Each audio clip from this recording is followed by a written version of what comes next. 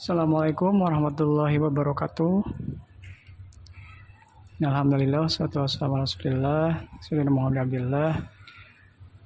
Asyhadu an la ilaha illallah wahdahu la syarikalah wa asyhadu anna Muhammadar rasuluh alladzi la nabiyya ba'du.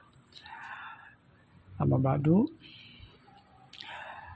Alhamdulillah, puji dan syukur senantiasa kita panjatkan kepada Ilahi Robbi atas segala karunia-Nya kita bisa beraktivitas dalam kehidupan sehari-hari. Tentunya ini adalah sebagai bentuk kenikmatan yang harus bisa kita syukuri setiap detik, setiap waktu, setiap hari, dan tentunya selama kita hidup. Mudah-mudahan kita bisa menjadi manusia yang pandai bersyukur, sehingga apa yang bisa kita syukuri itu akan bisa menambah nikmat yang akan diberikan oleh Allah Tuhan Yang Maha Esa. Semoga hari ini teman-teman dalam keadaan sehat walafiat. Mari kita lanjutkan untuk perkuliahan mata kuliah Hukum Tata Negara, yang mana hari ini mohon maaf tidak bisa secara langsung di kelas karena Bapak ada keperluan yang insya Allah mudah-mudahan tidak mengurangi semangat dan juga kualitas. Tentunya sekarang melalui media, melalui sarana digital, tidak ada halangan bahwa perkuliahan itu tidak bisa dilakukan. Apalagi sekarang dengan adanya Edlink, itu bisa diakses kapanpun, dalam kondisi apapun, dan tentunya dimanapun. Nah, jadi mudah-mudahan dengan adanya kontrol dan terbimbing melalui perkuliahan ini, meskipun tidak langsung di kampus, di kelas, tentunya bisa didapatkan esensi dari perkuliahan yang kita jalani. Baik, tidak banyak apa yang bisa dibahas pada pertemuan kali ini. Rasanya kita akan concern kepada bagaimana suatu tata urutan ataupun susunan serta kedudukan lembaga negara. Ya, kita belajar hukum tata negara tentunya suatu ilmu yang dapat kita ketahui suatu negara ini harus bisa dijamin keberlangsungannya melalui adanya penataan lembaga negara yang memiliki suatu peran, tugas yang telah diberikan, ya, melalui azas distribution of power atau pendistribusian kekuasaan. Maka dalam pelaksanaan tugasnya itu sudah memiliki masing-masing sesuai dengan amanat aturan perundang-undangan. Dalam hal kekuasaan yang telah dimiliki, maka kekuasaan yang telah diberikan ini itu pasti punya kewenangannya masing-masing, ya. Beberapa kali Bapak sudah bahas bahwa tidak semua kewenangan itu dimiliki oleh setiap lembaga negara yang punya kekuasaan, karena kewenangan itu secara spesifik telah dibagi-bagi kepada kekuasaan yang telah diberikan, ya. Kewenangan dalam hal lembaga negara eksekutif, yudikatif maupun eksekutif itu sama-sama punya kewenangan yang secara khusus dimiliki, ya, dan tidak bisa saling mengintervensi. Nah, makanya dalam lembaga negara, ya, susunan dan kedudukannya itu diatur, ya, sebagaimana dalam negara yang berdaulat, ya, kita punya suatu landasan konstitusi negara, ya, dalam Undang-Undang Dasar Negara Republik Indonesia tahun 1945. Nah, di sana diatur ada beberapa lembaga negara yang memang itu punya kewenangannya masing-masing, ya, authority yang telah ditentukan, ya. Meskipun semuanya punya kekuasaan dalam pemerintahan. Nah, ada beberapa kekuasaan yang baik itu independen, ya, maupun yang dia terikat. Ya, artinya ada kekuasaan independen yang itu di luar dari pemerintahan yang secara sempit, ya. Kita ketahui bahwa pemerintahan secara sempit itu adalah kekuasaan eksekutif, ya, yang mana baik legislatif maupun yudikatif itu sama-sama punya peran dalam hal implementasi pemerintahan. Nah, tapi dalam hal ini ada beberapa lembaga negara yang ternyata punya suatu kewenangan yang bersifat independen.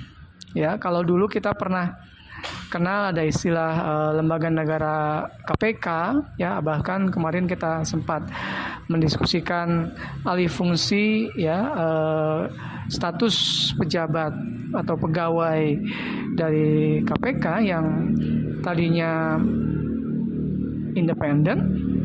Nah, ini menjadi bukti bahwa peralihan tersebut menunjukkan adanya penataan ulang bagaimana KPK itu bisa menjadi lembaga negara yang punya kewenangan khusus dalam pemberantasan korupsi.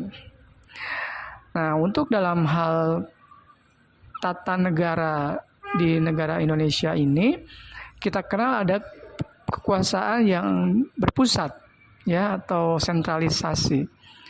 Nah, kekuasaan yang ada di pusat ini adalah kekuasaan yang memegang peranan dalam tata kelola negara. Nah, bisa kita lihat ada batasan garis yang putus-putus, ya. Nah, di sini dipisahkan adanya suatu kekuasaan yang dimiliki oleh daerah atau desentralisasi. Nah, maka ada pemisahan kekuasaan, ya, separatis atau separated of power. Dalam hal ini berarti ada batasan-batasan yang antara pusat dan daerah itu punya kewenangannya masing-masing, ya. Bahkan sekarang ini di daerah itu punya sistemnya tersendiri. Bagaimana pemilihan kepala daerahnya, bagaimana tata cara mencari anggarannya, bagaimana cara untuk mengelolanya, bahkan peruntukannya pun itu sudah diberikan kewenangan tersendiri, ya, dalam azas desentralisasi. Nah, di sini meskipun adanya pemisahan kekuasaan, ya, atau separated of power antara pusat dan daerah, namun sejatinya azas demokrasi, ya, nafas yang telah ditunjukkan oleh negara ini, ya, ketika merdeka itu harus terus terlihat. Kita bisa melihat masih ada perwakilan ataupun unsur-unsur kekuasaan eksekutif, ya, legislatif maupun yudikatif di setiap daerah. Ya, meskipun adanya pemisahan kekuasaan antara pusat dan daerah, itu kekuasaan antara tiga ranah tersebut harus tetap ada, ya, untuk menjamin bagaimana azas demokrasi ini bisa terwujud, ya. Nah, maka dalam hal ini dengan adanya pemberian kekuasaan, ya, distribution kepada pemerintahan daerah, ya, melalui azas desentralisasi, ini diharapkan kekuasaan pemerintah itu bisa hadir lebih cepat dan lebih dekat, ya, dengan rakyat. Nah, bisa kita lihat ada susunan dan kedudukan antara kekuasaan di pusat dan daerah, ya. Secara prinsip itu ada yang bersifat hierarki, ya, artinya adanya suatu garis komando, ya, ataupun garis hubungan antara pimpinan dan bawahan, ya. Ketika misalnya ada lembaga negara seperti dalam kekuasaan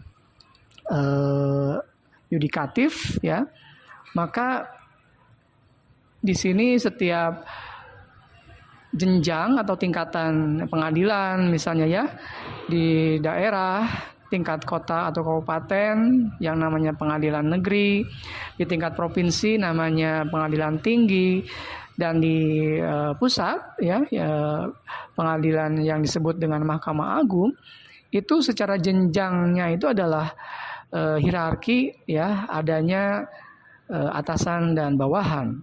Atau misalnya seperti dalam hal lembaga instansi Polri, ya, yang adanya garis hierarki, ya, dari tingkatan bawah sampai bahkan di kecamatan ada Polsek, ya, ke atasnya di kota kabupaten ada Polres, ya, kemudian di atasnya di tingkat provinsi ada Polda, hingga ke pusat, ya, itu adalah Mabes Polri. Itu juga menunjukkan adanya garis hierarki dari atas ke bawah, gitu, ya. Artinya atasan itu akan bisa mengkoordinir atau mengatur bagaimana, ya, kondisi di bawah, ya. Kita lihat misalnya jenjang karir pegawainya ketika di bawah itu pangkat ataupun golongannya, ya, juga rendah, ya. Ketika misalnya di tingkatan Polsek itu pangkatnya paling tinggi mungkin adalah brigadir kepala, gitu, ya. Ketika naik ke atas Polres itu pangkatnya adalah kombes, ya, komisaris besar atau ajun komisaris besar AKBP. Nah, baru ke tingkat provinsi, ya, ada bintang 1, ya, brigadir jenderal. Nah, itu adalah menunjukkan sampai ke pusat di markas besar adalah para bintang, ya, yang berpangkat letnan jenderal, berpangkat apalagi brigadir jenderal, ya, berpangkat sampai jenderal bintang 4 itu adalah kedudukannya di pusat, ya. Maka itu menunjukkan suatu kedudukan yang hierarkis, ya, dari atas ke bawah atau secara vertikal kekuasaannya, ya. Tapi beda cerita dengan kekuasaan misalnya legislatif, ya. Kita ketahui adanya misalnya lembaga yang dia masing-masing punya kewenangan tersendiri, ya, di pusat maupun di daerah, ya. Ketika di pusat kita kenal bahwa kekuasaan legislatif, ya, yang terdiri dari DPR dan DPD itu berhimpun dalam suatu lembaga negara yang dinamakan dengan MPR, ya. Nah, itu secara hierarki antara DPR dan DPD kekuasaan yang vertikal, ya, itu berarti sejajar, maupun dengan misalnya kekuasaan eksekutif antara presiden, gitu, ya. Itu kekuasaan yang sejajar berarti dinamakan kekuasaan hierarki yang secara horizontal. Nah, di daerah pun ada banyak kekuasaan yang secara vertikal itu dimiliki, ada beberapa kekuasaan seperti eksekutif dan legislatif di daerah, ya. Kita ketahui ada DPRD provinsi, ya, di kedudukannya itu berarti sejajar dengan gubernur provinsi, ya. Begitupun di kota ataupun kabupaten, ya, DPRD tingkat kabupaten dan kota itu berarti sejajar, ya, secara hierarki kekuasaan secara horizontal itu sejajar dengan bupati ataupun wali kota. Nah, maka dalam hal ini lembaga negara tersebut merupakan adanya suatu garis komando ataupun garis hierarki yang akan saling berpengaruh satu sama lainnya, ya, sehingga ketika dalam hierarki vertikal itu biasanya atasan dan bawahan itu akan punya kewenangan yang beda, gitu ya.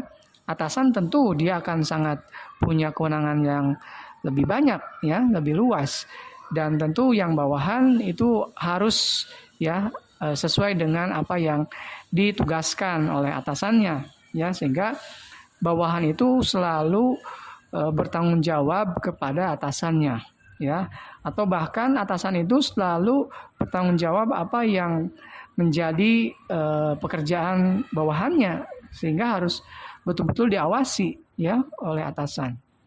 Nah, maka dalam tata kelola ataupun tata negara ini, ya, setiap lembaga negara yang ada di Indonesia, ya, itu masih ada memang beberapa yang misalnya tidak ada kehadirannya ataupun tidak semua ada di wilayah ke daerah, ya. Kita ketahui bersama misalkan beberapa lembaga negara yang bisa disebut seperti KPK, gitu ya, itu kan tidak ada di daerah, gitu ya. Bahkan seperti misalnya BPK, ya, Badan Pemeriksa Keuangan, Ombudsman, ya, untuk sebagai pengawal dalam hal pelayanan publik, ya, itu bahkan hanya pada sampai tingkat provinsi, ya. Jadi memang tidak semua lembaga negara itu hadir di setiap daerah juga, ya. Kalau kita lihat seperti KPU, ya, karena sifatnya atau fungsinya dalam pelaksanaan pemilihan umum, maka ternyata itu hadir, ya, sampai ke tingkat kota ataupun kabupaten, ya. Nah, inilah yang bisa disesuaikan, ya, tergantung kebutuhan apa yang menjadi prioritas negara tersebut, ya. Nah, maka dalam hal ini pemerintah dalam arti sempit, ya, atau pemerintahan eksekutif itu harus betul-betul jeli, ya, harus betul-betul disiplin melihat fungsi apa yang sangat diperlukan, ya, pada tingkatan daerah, ya.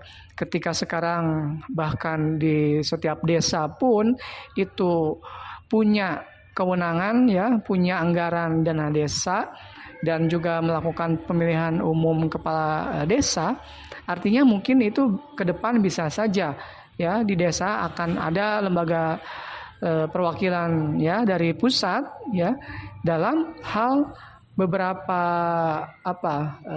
kegiatan, ya. Nah, sehingga dalam implementasi kebijakan, dalam optimalisasi pembangunan itu dapat bisa maksimal.